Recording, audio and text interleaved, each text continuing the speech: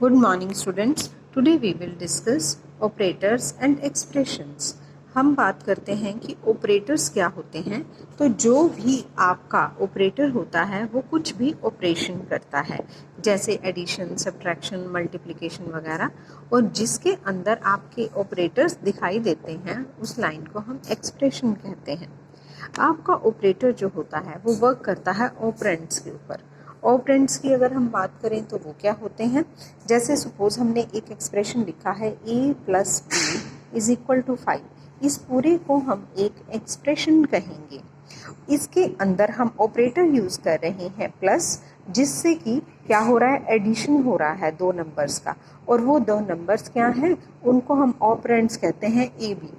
अब हमने A B क्यों लिखा है, कोई वैल्यू क्यों नहीं लिखी, क्योंकि वैल्यू जो होती है ए बी की हमारी जब भी जिस प्रोग्राम में जो भी चेंज होगी वो उसके अकॉर्डिंग आपको रिजल्ट दे देगा।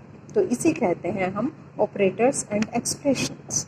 अगर हम बात करें सी लैंग्वेज की, तो हमारे सी लैंग्वेज के अंदर बहुत सारे आपके ऑपरेटर्स और एक्सप्रेशंस होते हैं। तो ऑपरेटर्स को हम ब्रॉडली क्लासीफाई करते हैं इन 8 कैटेगरीज के अंदर, जिसमें सबसे पहले आ रहा है आपका अर्थमेटिक ऑपरेटर्स। अर्थमेटिक ऑपरेटर्स की अगर हम बात करें तो सारे मैथमेटिकल ऑपरेटर्स इसके बीच में आ जाते हैं। जैसे आपको ये बुक में टेबल दी हुई है और उनका पर्पस दे रखा है, जैसे प्लस है एडिशन के लिए, माइनस है सब्ट्रैक्शन के लिए, आपका मल्टीप्लिकेशन के लिए हमेशा ये स्टार का साइन आप यूज़ करेंगे और ये मल्टीप्लिकेशन के लिए यूज़ होता है, और इसको स्लैश को आप यूज़ करते हैं एज अ डिवीज़न। और इसी तरीके से परसेंटेज वाला साइन जो होता है वो आपका मॉड्यूलस निकालने के लिए यूज़ होता है। तो ये हैं आपके अर्थमेटिक ऑपरेटर्स। उसके बाद हैं आपके इंटीजर एंड रियल। सिंपल बात है कि जब आप दो इंटीजर टाइप के नंबर्स के अंदर ये अर्थमेटिक ऑपरेटर लिखोगे तो उसे इंटीजर अर्थमेटिक कहेंगे। और अगर इसी एक्सप्रेशन में आप फ्लोट टाइप की, जो मैंने आपको कल भी बताया था कि डेसिमल वाली वैल्यूज अगर आप इसमें डालते हैं तो उसे हम रियल अर्थमेटिक कहते हैं। नेक्स्ट आते हैं नेक्स्ट आते हैं आपके रिलेशनल ऑपरेटर्स।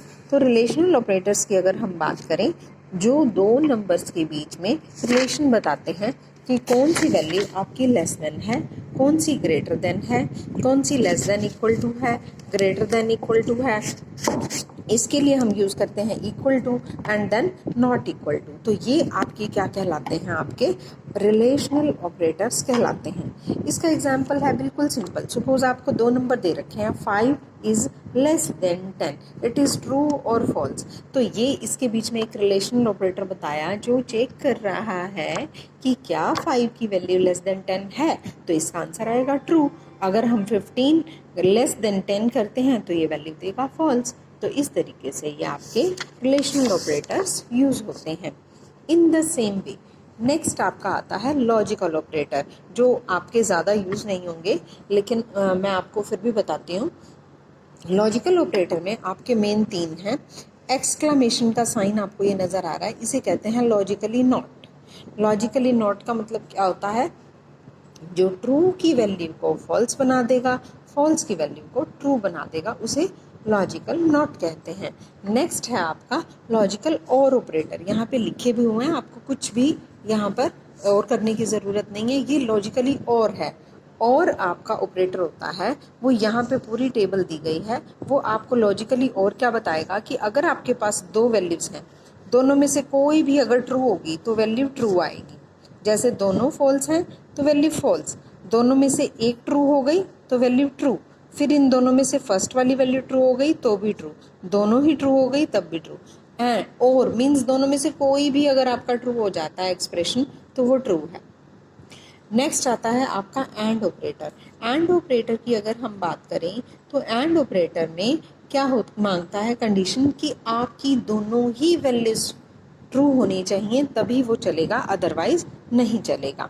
तो आपकी दोनों एक्सप्रेशन के लिए आपने क्या किया कि जब आपके दोनों फॉल्स हैं वैल्यू तो भी फॉल्स है, दोनों में एक भी फॉल्स है तब भी वैल्यू फॉल्स है, इसमें सेकंड वाली वैल्यू फॉल्स है तब भी फॉल्स है। जब तक दोनों वैल्यूज ट्रू नहीं होती तब तक वैल्यू ट्रू नहीं आ रही है। तो ये आपके लॉजिकल ऑपरेटर्स होते हैं।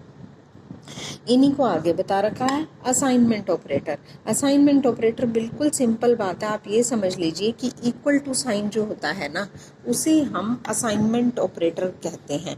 ये पेज नंबर बच्चों 47 पे आपको दे रखा है। तो इक्वल टू तब भी जब भी यूज़ करोगे वो असाइनमेंट ऑपरेटर यूज़ होता है। असाइनमेंट ऑपरेटर क्या काम आता है, कोई भी वैल्यू किसी में असाइन करनी है। जैसे a is equal to a plus a plus 5, कुछ भी वैल्यू आपने एक्सप्रेशन लिखी तो यहाँ पे जो रिजल्ट आएगा इक्वल टू ऑपरेटर आपकी इस साइड वाली वैल्यू को a के अंदर पुट कर देगा। ये असाइनमेंट ऑपरेटर है, किसी भी वैल्यू को असाइन करना। उसके बाद है आपका इंक्रीमेंट और डिक्रीमेंट ऑपरेटर। ये बहुत आसान है। जब हम प्लस प्लस लगाते हैं तो कोई भी वैल्यू के आगे लगा दें, कोई भी वेरिएबल के आगे लगा दें तो वैल्यू प्लस हो जाती है, माइनस लगा देते हैं तो एक वैल्यू कम हो जाती है। इसको हम आगे भी लगा सकते हैं और पीछे भी लगा सकते हैं वेरिएबल के। जब हम आगे लगा देंगे उसे प्रीफिक्स कहेंगे, जब हम बाद में लगाएंगे तो उसे पोस्टफिक्स कहेंगे। उसके बाद आ गया आपका कंडीशनल ऑपरेटर या टर्नरी ऑपरेटर। जब आप एक ही लाइन में लिखते हैं, टेस्ट करते हैं एक एक्सप्रेशन को, उसके बाद यहाँ पर क्वेश्चन मार्क लगाते हैं, फिर एक्सप्रेशन 1 कॉलन लगा के एक्सप्रेशन 2। तो इसे चेक कैसे करना है कि जो चीज़ हमने कंडीशन लगानी है, जो हमने चेक करना है वो टेस्ट एक्सप्रेशन में लिखते हैं। अगर उसकी वैल्यू ट्रू है तो एक्सप्रेशन 1 चलेगा, अगर फॉल्स है तो एक्सप्रेशन 2 चलेगा। इसको एग्जाम्पल की मदद से समझिए, आपको अच्छे से समझ में आएगा। हमने लिखा है कि a is less than b, if a is less than b. यहाँ पर तो हमारी कंडीशन आ गई, तो हमारा क्या आ जाए, बी आ जाए क्योंकि बी बिग बड़ा है, और अदरवाइज क्या हो जाए, ए आ जाए। तो उसका आंसर हम एक्स में डलवा रहे हैं। इस तरीके से हम इसको लैंग्वेज में लिखते हैं। नेक्स्ट है आपके बिटवाइज ऑपरेटर, जो आपके जनरली यूज नहीं होते हैं जनरल प्रोग्रामिंग के अंदर, फिर भी मैं आपको बता रही हूँ इसका इंट्रोडक्शन। इसमें फर्स्ट है आपका टिडल का साइन, जो यूनरी ऑपरेटर है, ये कॉम्प्लीमेंट करता है। कॉम्प्लीमेंट जहाँ पे भी वर्ड आए आप इसे समझिए कॉम्प्लीमेंट मीन्स उल्टा। लाइक जैसे ट्रू है वैल्यू तो फॉल्स, फॉल्स है तो ट्रू, जैसा मैंने अभी आपको लॉजिकल ऑपरेटर में भी बताया था जिसमें आपका नॉट ऑपरेटर था। एंड ऑपरेटर में भी सिंगल, एंड मीन्स दोनों आपकी वैल्यू ट्रू होनी चाहिए तभी चलेगा, और में मीन्स दोनों में से कोई भी फॉल्स हो जाए। उसके बाद बिटवाइज एक्सओर होता है, शिफ्ट लेफ्ट और शिफ्ट राइट होता है। ये आपके असेंबली लैंग्वेज या हार्डवेयर की प्रोग्रामिंग में यूज होते हैं। आपको सिर्फ इसके सिंबल लर्न करने हैं और इनका नाम बताना है और कुछ नहीं करना आपको इसका। बिटवाइज ऑपरेटर के बाद कुछ स्पेशल ऑपरेटर्स हैं, कॉमा ऑपरेटर्स। कॉमा की बात करें तो किसी भी दो चीज़ों के बीच में सेपरेशन डालने के लिए हम कॉमा यूज़ करते हैं। Size of operator, size of operator के अंदर जब आप ऑपरेंड डाल दोगे तो आपको मिलेगा कि आपके पर्टिकुलर उस वेरिएबल का साइज कितना है। ये आपका साइज ऑफ ऑपरेटर वर्क करता है। नेक्स्ट है आपको एक टेबल दे रखा है ऑपरेटर प्रीसीडेंस।